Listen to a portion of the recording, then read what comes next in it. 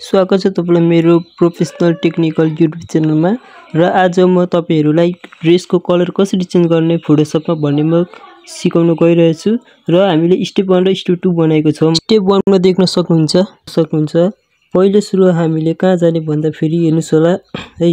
पहिले सुरु हामीले सिलेक्टमा जानुपर्छ है। सिलेक्ट भने माथि देख्नुहुन्छ अप्सन र क्विक सिलेक्सन र हाम्रो दुईटा सिलेक्ट भन्ने अप्सन हुन्छ। सिलेक्टमा जाने, सिलेक्टमा गइसकेपछि हामीले जान सक्नुहुन्छ सब्जेक्ट। सब्जेक्टमा गइसकेपछि हामीले ओके गर्नुपर्ने हुन्छ र एकछिन वेट गर्नुपर्ने हुन्छ है। देख्न सक्नुहुन्छ जब यो हाम्रो सिलेक्ट भइसकेको छ।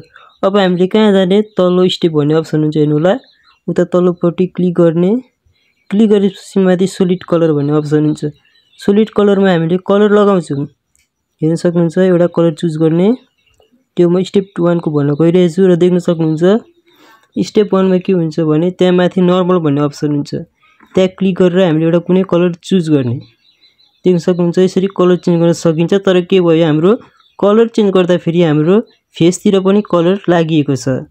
त्यही कारणले अब हामी स्टेप 2 तिर अब हामी स्टेप 2 तर्फ जाँदै छौं। हेर्न सक्नुहुन्छ अब स्टेप 2 मा के गर्ने भन्दा फेरि हामीले पहिले सुरु हामीले क्विक सिलेक्सन टुल लिनुपर्छ। यसले के हुन्छ भने देख्न सक्नुहुन्छ हाम्रो जहाँ सिलेक्ट गर्नुपर्ने छ त्यही यसले हाम्रो सिलेक्ट गरिदिन्छ। देख्न सक्नुहुन्छ हाम्रो सिलेक्ट भइसकेको छ। फेरि तल्लो स्टेपमा जाने सेम प्रोसेस है हाम्रो सोलिड कलरमा जाने। अब हामीले सिर्फ कलर चेन्ज गर्ने। देख्न सक्नुहुन्छ हाम्रो कलर हामीले कलर लिँदै छौं मैले है।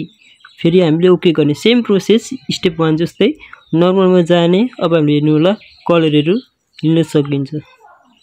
सबै कलरहरु चेन्ज गर्न सकिन्छ। हेर्नुस् होला है। अब तपाईले त्यो कलरको तल देख्नुहुँदैछ त्यहाँ डबल क्लिक गर्नुस्। अनि त्यसपछि कलरहरु ड्र्याग गर्दै माथितिर स्क्रल गर्दै हेर्नुस् होला कलरहरु हाम्रो भेसको कलरहरु चेन्ज हुनेछ। र तपाईलाई यस्तो नयाँ भिडियोहरु चाहिएमा हामीलाई लाइक एन्ड सब्स्क्राइब गर्नुस् होला। धन्यवाद। र हामी फेरि भेट्ने छौं नयाँ भिडियो र नयाँ टपिकको साथ। र हाम्रो नेक्स्ट भिडियो रहेको छ एक्सेलहरुको बारेमा। र यस्तै नयाँ भिडियोहरु हामी ल्याउँदै जान्छौं। त्यही भएर हाम्रो च्यानललाई तपाईहरुले सब्स्क्राइब गरिदिनु होला है। धन्यवाद।